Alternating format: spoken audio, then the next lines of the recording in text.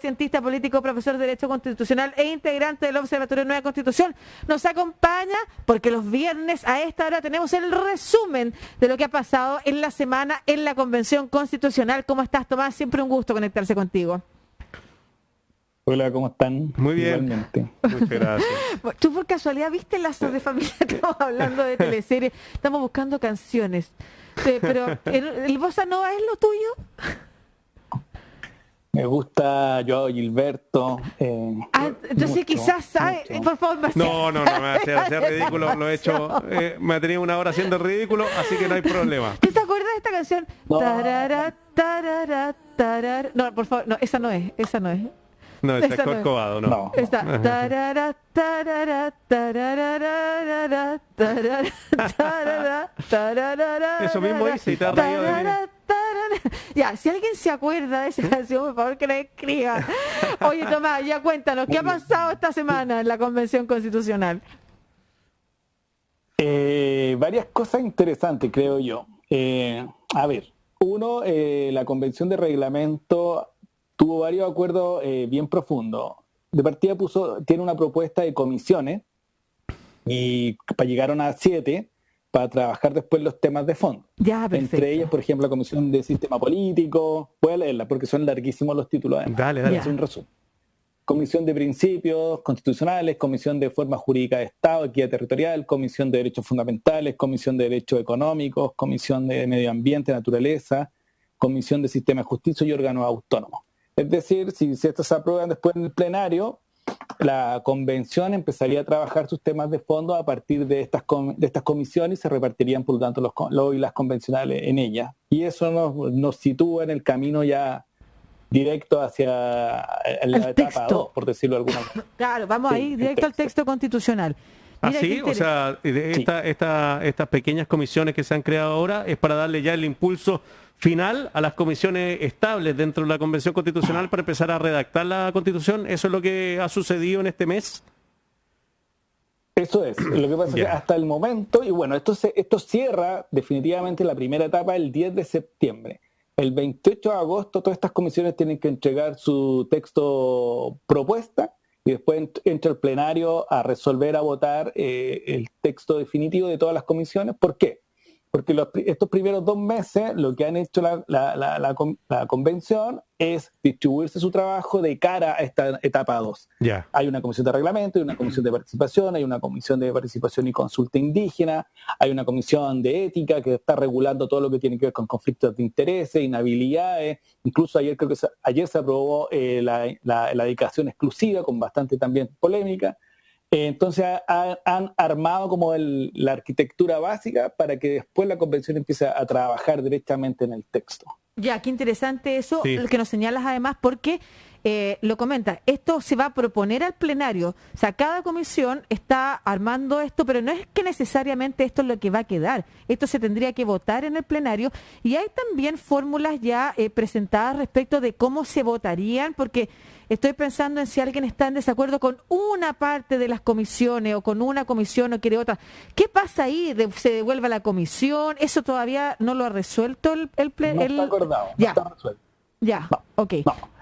Ahí lo más seguro es que se queden por la dinámica que ha venido la convención, no está zanjado, es que el plenario resuelva hasta terminar, hasta ponerse de acuerdo, ya sea por votaciones u otra manera, Ya, que ha sido perfecto. la forma. Lo que además tienen que proponer, que no es menor, que va ligado a lo que tú estás diciendo, Lucía, que es qué va a pasar en eso cuando discutan las normas de fondo. ¿Qué pasa si va al plenario y no hay acuerdo? ¿Qué pasa si no vuelve a la comisión o no? Esas son propuestas que va a tener que hacer, sobre todo la comisión de reglamento. Perfecto. ¿Cuántas vueltas va a dar un texto antes de quedar sancionado por los 2/3? Que además es el quórum que se aprobó hace 2 días en la comisión de reglamento también. Oye, esa fue polémica en las redes sociales, en realidad probablemente a nivel país, si hubiera la posibilidad de votar de nuevo no sería tan polémica, pero fue polémica en las redes sociales producto de los grupos que están desde un inicio, no solamente en contra del proceso constituyente, porque recordemos que son los mismos grupos que votaron en contra del proceso constituyente, incluso en el Congreso, sino que además han cuestionado permanentemente el quórum de los 2/3. ¿Cómo fue esa votación y qué te parece a ti el resultado? Sí, me gustaría como aclarar qué se entiende por 2/3 antes y ahora. Me parece que eso es importante para poder saber para poder entender la votación de hace 2 días. Uh-huh. Cuando se redacta y se acuerda el acuerdo de paz y nueva constitución, 15 de noviembre de 2019, se impone la idea desde la derecha para sumarse al acuerdo que el quórum de aprobación de cada norma constitucional sea por 2/3 de los convencionales en ejercicio. Esto bajo una lógica muy tradicional de la política de los últimos 30 años chilena, en que la derecha siempre, y ahora el sector conservador de la convención, ha obtenido el 1/3 en el Congreso. De partida todas las grandes reformas constitucionales tenían que ser negociadas con ellos porque tenía lo que se llama el derecho a veto, es decir, a objetar un cambio porque faltaban votos, y los votos que faltan los ponen ellos y por lo tanto imponen su condición. ¿Okay? Entonces cuando se diseña el proceso constituyente, todos pensamos, yo creo que todos y todas, había muy pocas, bajo esa lógica tradicional, que este grupo más conservador no iba a obtener el tercio, o sea, que lo iba a obtener, básicamente. Entonces dijeron, chuta, ya una regla bastante injusta, pero es la única regla posible de darnos para que tengamos proceso constituyente, y por lo tanto asumíamos que iba a obtener el 1/3 para poder vetar. Pero ¿qué pasó? Que los resultados de la elección, el 15 y 6 de mayo, dieron otra forma, otra configuración a la convención, en que ellos obtienen 37 escaños y por lo tanto no logran el tercio. Y ahí se abre otra historia y entra otro camino. Claro, pero Tomás, quiero hacerte una pregunta. También es distinto los 2/3 para las reformas, que era también lo que le escuchaba a Fernando Atria en algún momento para defender su voto, porque a él se le cuestiona el voto. Una cosa es tener 2/3 cuando se trata de reformar una constitución, y otra es el escenario actual, que es tener 2/3 sobre una hoja en blanco. Sí, por eso ahí hay dos dimensiones. Una que tiene que ver lo escrito con lo no escrito, y la hoja en blanco y los 2/3 y la composición de la convención. Porque una de las líneas en la convención, la composición, es decir, cuando nadie tiene el tercio para vetar, estás obligado a negociar, siempre. Claro. ¿Okay? Entonces, ese es un escenario nuevo, muy atípico en la política chilena de los últimos 30 años, por lo tanto nos cuesta como asignarlo, porque todos lo asignamos a 2/3 veto. Claro. ¿Okay? Aquí nadie tiene la capacidad de vetar. Y dos, es lo que señala Fernando, que tiene que ver con que antes tú reformabas la Constitución, pero la Constitución estaba escrita, estaba preescrita, ya estaba escrita. Entonces, si no lograbas el quórum, la Constitución seguía vigente. Entonces, la capacidad de veto se multiplicaba por 2, no solo por tener el tercio, sino además porque lo que estaba escrito te gustaba a ti. Entonces, el incentivo a reformar era cercano a 0. Claro. Ahora, como nadie tiene la capacidad de veto y está en blanco, es como si nosotros tuviéramos una mesa y fuéramos 4 y cada uno tuviera 25%. Y nos tenemos que mirar y decir, chuta, necesitamos llegar al 66.6, o sea que al menos un poco, bueno, en 4 no da, pero que al menos tengamos el 2/3, y tenemos que entonces empezar a discutir sobre una hoja en blanco qué tuyo y qué mío es importante para ir sumando nuestros votos para ir logrando esos 2/3. Entonces al final todos dependen de todos para que en las próximas semanas o meses la convención empiece a sumar acuerdos de 2/3. Tomás, lo que pasa es que... Sí, perdona. No, termina. Y ahí lo que pasa es que ahí se cruza con lo que decía Luciano en un comienzo, en que cuando se realiza el acuerdo de paz, hubo sectores, sobre todo más de izquierda del sistema político, en que condenaron o cuestionaron el acuerdo de paz, porque básicamente no era una consecuencia o un espacio popular, por decirlo de alguna manera. Tanto el PC como el grupo más de izquierda.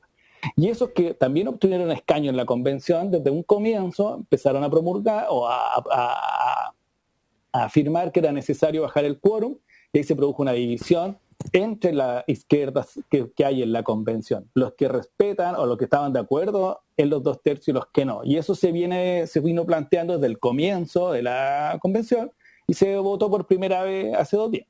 Sí, me llama la atención que exista gente que siga insistiendo en tema de bajarlo el quórum, si ya, como decías tú, Tomás, en los acuerdos finalmente se van a llegar, porque no hay ningún sector que pueda bloquear lo que pueda aparecer en esa Constitución.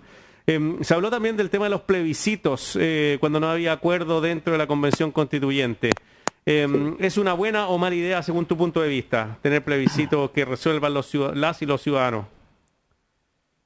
No es una buena idea, porque es muy difícil establecer los incentivos correctos para no plebiscitar todo como una pelea política entre bandos. Es decir, porque el incentivo de un plebiscito solo estaría correcto si en el evento que yo no logre de la deliberación llegar a un acuerdo, lo plebiscite. Yeah. Pero esto puede dar lugar, y eso es lo que se ha discutido internamente, es que yo me puedo ir vetando para que los temas que a mí me importan, mejor los hago populares y me voy a un plebiscito, que ese es el gran riesgo de los plebiscitos. En el fondo estamos comparando, voy a poner un extremo, pero pena de muerte por un lado y aborto por otro. Entonces ninguno de los dos sectores tiene un incentivo, si es que quisiera o no incorporar eso, pero sabe que lo va a perder, el mejor incentivo a no discutirlo, a rechazarlo para plebiscitarlo. Y el plebiscito tiene un gran defecto, que cuando se convocan de arriba hacia abajo, en este caso de la convención hacia la ciudadanía, generalmente en la experiencia comparada hay una tendencia a manipular el electorado para obtener el voto favorable. Distinto es un plebiscito que nace de abajo hacia arriba, en el cual un grupo de ciudadanos quiere plebiscitar un tema.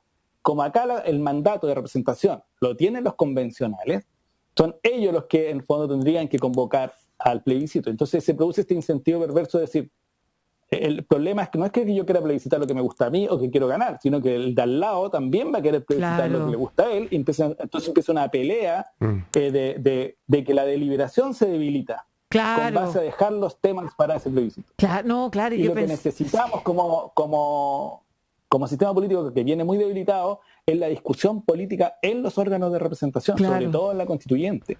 Que se puedan poner de acuerdo, o sea, eso conversábamos ayer. Si lo que menos va a pasar es que efectivamente se logren acuerdos, porque esos son los acuerdos que van a quedar en el texto constitucional. O sea, lo que más va a suceder son las cosas que quedan fuera del texto constitucional.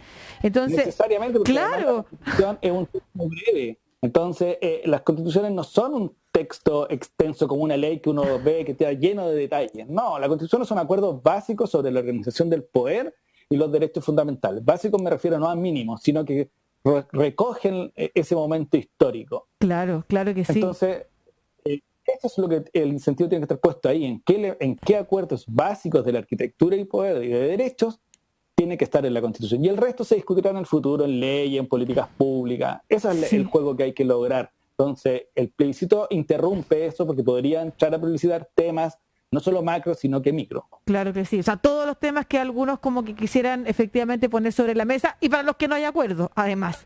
No hay acuerdo. Hablemos para cerrar del trabajo en regiones, Tomás. Bueno, me parece, a ver, la Comisión de Descentralización da una señal bien interesante de descentralizar el poder. Y esto lo digo bien interesante porque yo creo que la convención tiene ciertas líneas transversales que hay que siempre seguir. Pueblo indígena, género, inclusión territorial, que van a ser protección de la naturaleza, un tema que está muy transversal en la convención. Entonces van a estar siempre camino a estar establecidos en la Constitución, por decirlo así. Entonces, ¿qué quiero decir con esto? Que la Comisión de Descentralización empieza a trabajar de afuera hacia adentro, de afuera hacia el centro, por decirlo. Yeah. Y eso nos da una señal de la importancia que tiene la distribución del poder territorialmente para la convención y lo que viene en la discusión de fondo. Y seguramente vamos a estar en presencia de una nueva forma de entender el Estado, más de distribución de poder territorial, más que concentración de poder. Y esas son las señales rituales y simbólicas que quiere dar a conocer la Comisión. Sí, ayer fue, no sé cuál es el cargo específico, pero es como el responsable de Derechos Humanos de Naciones Unidas para América Latina. Fue ahí a la Comisión de Derechos Humanos de la Convención a ofrecer también la ayuda de las Naciones Unidas y también explicar lo importante que es poner al ser humano en el centro de nuestra Constitución. Yo creo que también son aportes importantes y sobre todo que el mundo está mirando con mucha expectativa esta nueva Constitución, Tomás. Sí, hay varias lecturas que uno puede hacer de ahí. Uno, que las constituciones deben tener al ser humano, a la persona humana como centro. Y eso tiene varias implicancias que tienen que ver con la cultura de derechos humanos, con los deberes que imponen los textos constitucionales a las personas y a los poderes públicos, de respetar, promover, proteger los derechos humanos. Es decir, si nosotros tuviéramos una constitución, entre los elementos clave y ejes rectores, la cultura de derechos humanos sería un salto cualitativo. Claro. Y al mismo tiempo, quiero decir una cosa que está pasando, que hay que tenerla a la vista, que junto con el ser humano, con las personas, también va a empezar, hay miradas distintas o nuevas, por ejemplo, como la naturaleza o los seres sintientes, que también van a ser parte de esta nueva discusión. Es decir, el centro está la persona, la cultura de derechos humanos, el respeto a los derechos de las personas, pero también quiero hacer un guiño, por decirlo así, a ciertas cuestiones que son más nuevas y que están en la discusión constitucional que se va a venir. Claro, entendernos como parte de un espacio que también tiene que tener sus derechos, que es el tema de los derechos de la naturaleza, por ejemplo, que se van a poner sobre la mesa en la discusión.